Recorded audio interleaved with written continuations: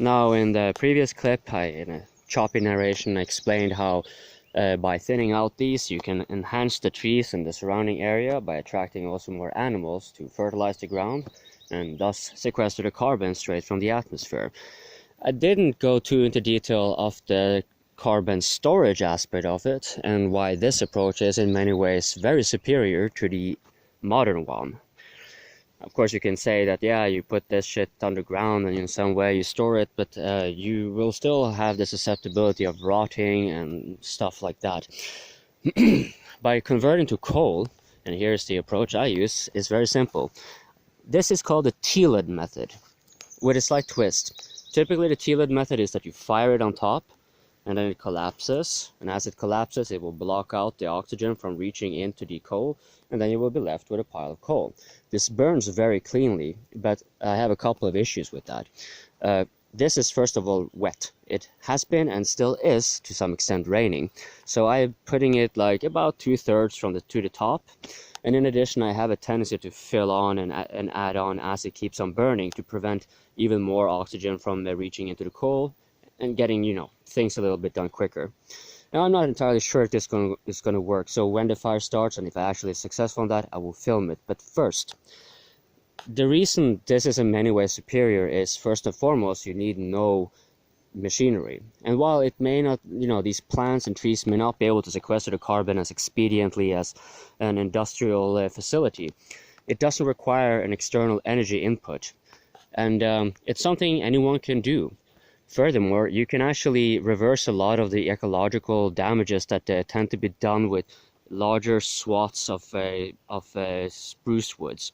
Now, this one in particular isn't too bad, really, but typically in a plantation we would have them very densely packed all over the area, and most of the ones, especially in Scandinavia, in Norway, they were planted very extensively before we discovered oil. And what they caused is basically green deserts. You see trees, it looks nice. Sure, you have some squirrels, you may have some moose even, and some other animals occasionally going by, but biodiversity is overall extremely low because it has blotted out the sun, and it's a monocrop. So by going into the larger woods and thinning out occasional trees, like here is no purpose of doing it because it's already kind of thinned out, but you can definitely take the branches. That direction is south.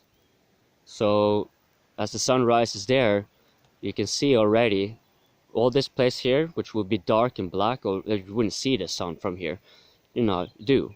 And so it will be letting in for this little guy to grow up. And as mentioned in the previous clip, this one has a somewhat mutually symbiotic relationship with the spruce. It's something anyone can do, and you can reverse a lot of the ecological damages that is done by mass planting the spruce and the cropping.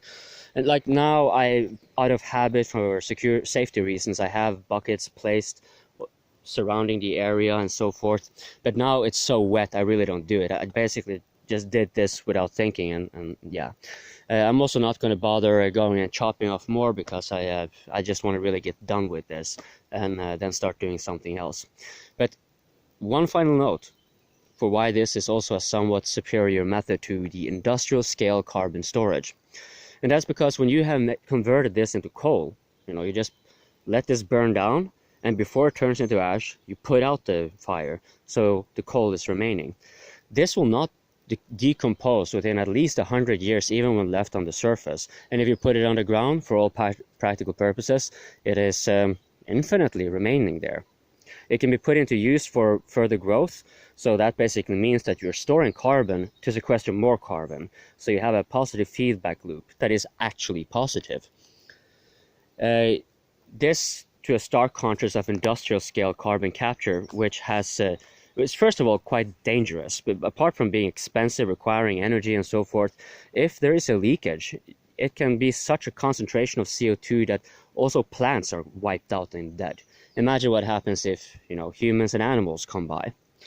Also, unlike the modern version of carbon capture and storage, which is limited in its storage ability. We basically can only store it in dried out oil wells or coal mines or any other mine for that matter, or not every other mine. It's just certain types of mine with a certain type of geological circumstance which are possible to actually store the compressed liquid CO2, and it's not by any means safe. Again, if a leakage occurs, all your efforts are lost, and you possibly even made things worse.